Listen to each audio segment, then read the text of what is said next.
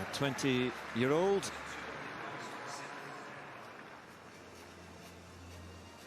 So we've got Darian Skerritt of Antigua and Barbuda on the outside. And Wilkins of Mauritius in 8. But we're looking out really for a semi in lane 7. They made the final of the 100 meters, raced last night. And Dwight St. Hilaire in lane 4. That's Ojeli of Nigeria in 3.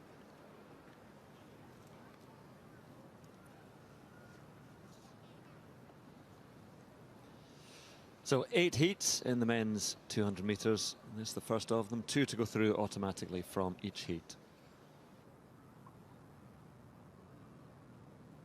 Set. Cleanly away. There's a little bit of a stumble from Stewart of Guyana in the middle. But again, a semi. He made that final of the 100 meters moving nicely, as is St. Hilaire of Trinidad and Tobago. So to Ojeli. And Ojeli trying to get back into it on the inside, but this is impressive from Emmanuel Essemi. My goodness, he opens that gap quite easily and then just closes down to 20.44 to take it. Dwight St. Hilaire was there as well. To come through as the second automatic qualifier. But a decent run, you know, that's his season's best time. When you come off the back of that late night final, he was 7th in the final in the 100. And you wonder how they're going to fare, and he's come out full of running. Yeah, and you get the feeling that, you know, he's obviously in good form. He just doesn't start very well in the 100 meters, and he's always playing catch-up. So that means in the 200, as we saw here, he's got more chance to get up with top speed and maintaining it well.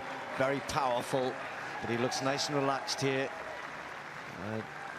Interesting contrast of styles there, because St. Hilaire, who's, you know, really experienced on the circuit, he sees kind of more leaning back style action. But yes, he's looked very good, Essemi, at these games right here. So for whatever reason, rising to the occasion here in Birmingham, in what could be a fairly open 200 meters. Yeah, very impressive in that home straight once he gets that big frame moving. Emmanuel Essemi, he's an automatic qualifier along with Dwight St. Hilaire. Ojeli, 21.12. Again, he's got a good chance of going through as one of the 8 non-automatic qualifiers. Some field event action in this morning session. First up, Anna Purchase looking to qualify for Saturday's final. 68 meters is auto qualifying. Purchase opening throw is a long one. It's over 65 meters. Likely to make it through to the final. It's shy of that auto qualifying line of 68 meters. But we have 17 athletes in one pool, top 12 to go through. Purchase, a US-based English thrower. Disappointed for Charlotte Payne not to be here. Sure, she would have made light work of this qualification process too, but not selected. Surprisingly, but Purchase was, and is off to a good start. 66.45. So pre-event favourite, Cameron Rogers, looks pretty much unbeatable on paper. Was a silver medalist in those recent World Championships. Commonwealth debut, though. Slightly off balance. Look how far this is over that qualifying line. That's how good she is.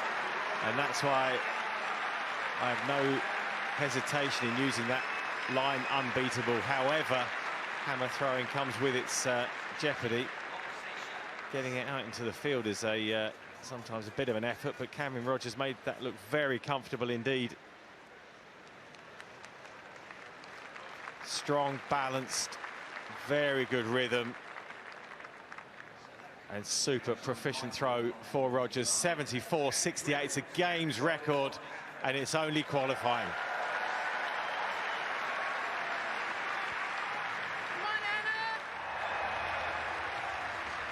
So another athlete fancying their chances. It's well, all in the wake of that huge throw from Cameron Rogers of Canada. This is Julia Radcliffe of New Zealand, Commonwealth silver medalist last time round, just saving herself. And bang on, that's auto qualifying, or just beyond it. So perfect possible start for the Kiwi. Can remove her throwing shoes and get ready for Saturday's final, 7 p.m. Saturday evening for Hammer fans. looks a bit of a foregone conclusion. The rest must be wondering what can they do to challenge Cameron Rogers.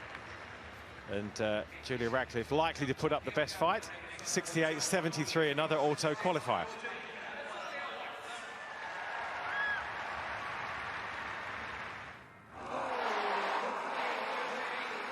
So they were the three best that we've seen so far. Amber Simpson, good throw, 65.67 in 5th place.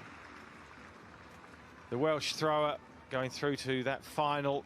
So only qualifying, all the distances will be wiped, and the top 12 only to progress to the final, and 5 athletes miss out.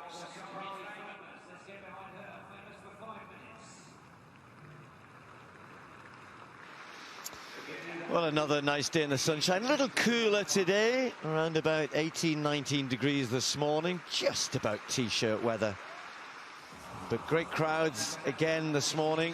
Lots of action for them to enjoy. They've just had those 1500-meter heats. Men's 200 will wrap it up. Plenty of action in the field as well, and that men's decathlon continuing.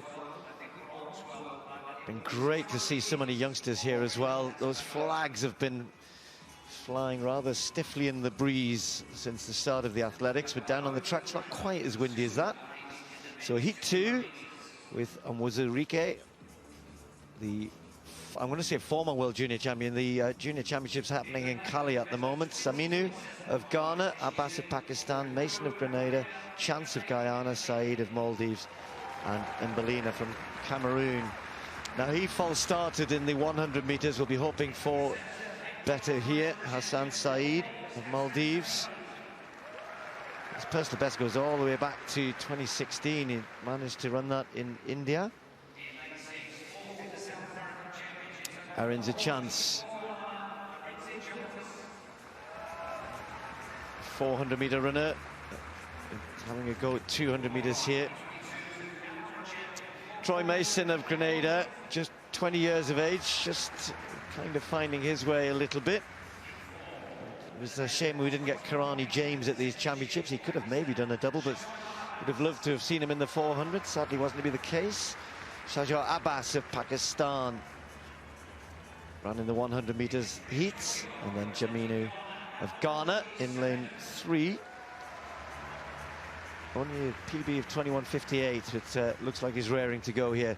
So this should be the one to watch, a 19-year-old.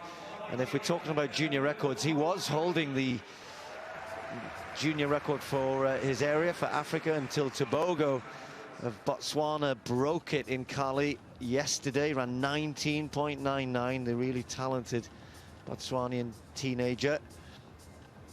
So Onwuzurike still 20.08. He's a very talented 200-meter runner, good at the 100 as well. Chose the 200 meters here. He's in lane 2.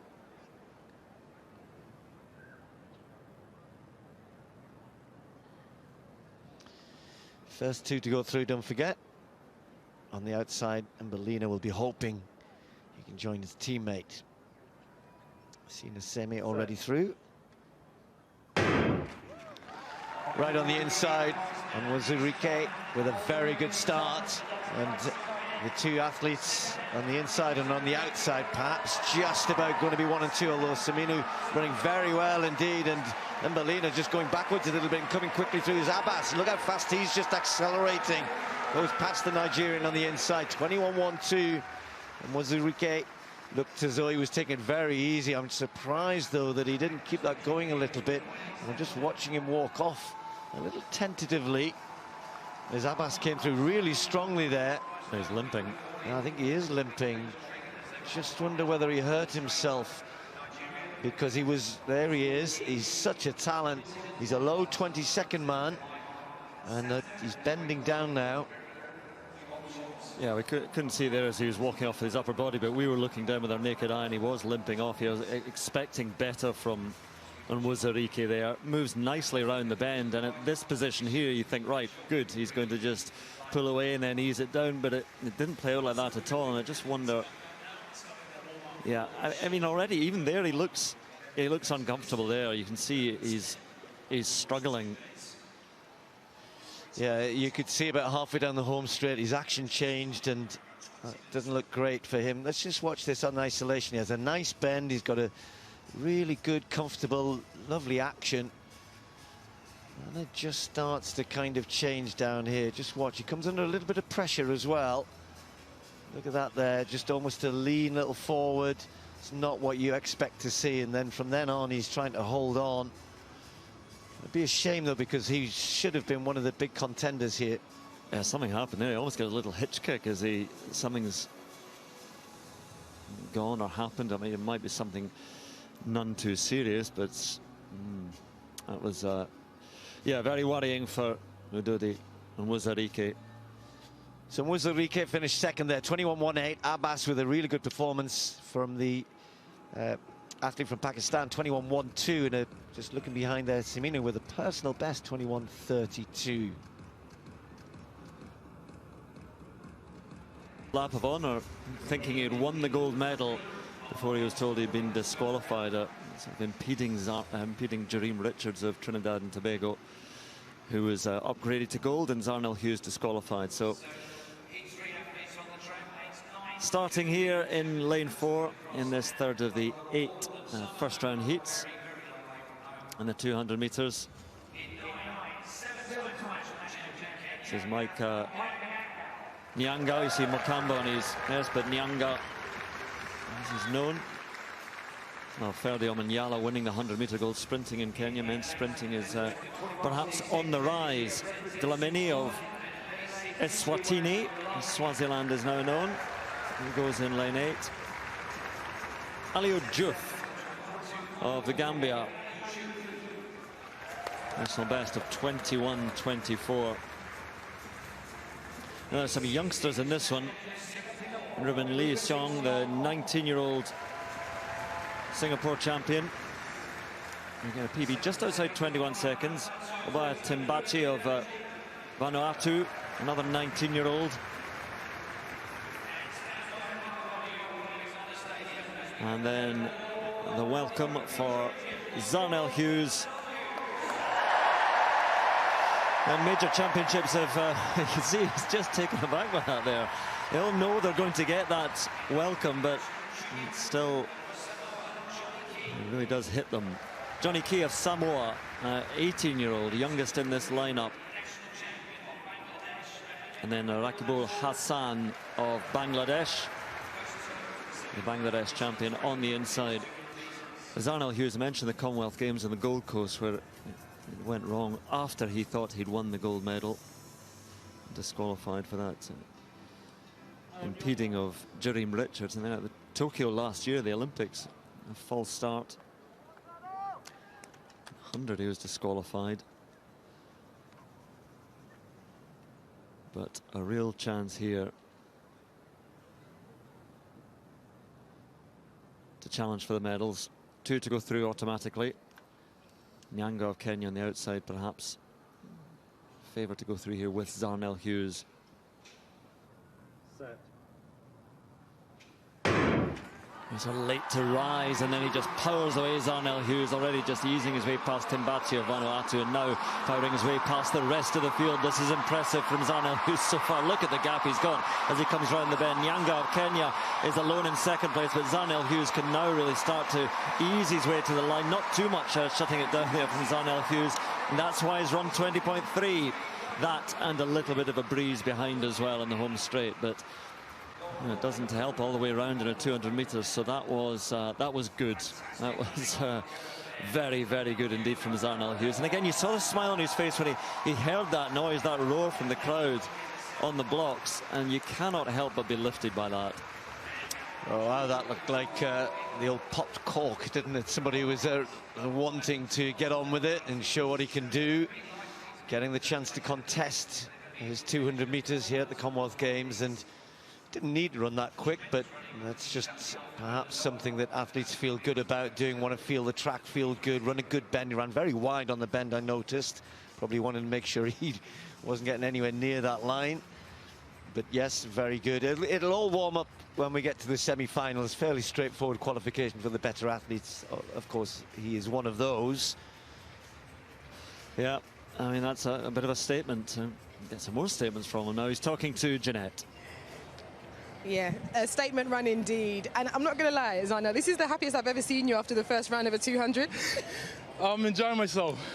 This is my event. The crowd is amazing. Absolutely blown my mind when they introduced my name just now. Having the energy I needed. I'm just having fun out here, executing round by round. And for you, coming off the back of Oregon, not the result that you wanted, of course, did it give you the fuel and the fire knowing that you had this competition and the 200 as well to be able to come to? Most definitely. What's happening in Oregon is behind me now. This is my main focus. I'm here, home proud. I'm looking forward to participating well. And just tell us how you felt down that home straight when you heard the crowd roaring, and how much more you've got left in the tank in the next couple of rounds as well. There's a lot more there. As you can see, I was having a nice stroll in the park. Just a little training session just now. Felt pretty good. Just trying to stay relaxed as much as possible. Trust my speed, endurance, and do what I have to do and qualify. We look forward to seeing it. Well done today. Thank you very much. Thank you to the crowd. Yes, he ran the 100 in Oregon at the World Championships, semi-finalist there, but as he said in that interview, this is his event where he feels most comfortable, and comfortably through more than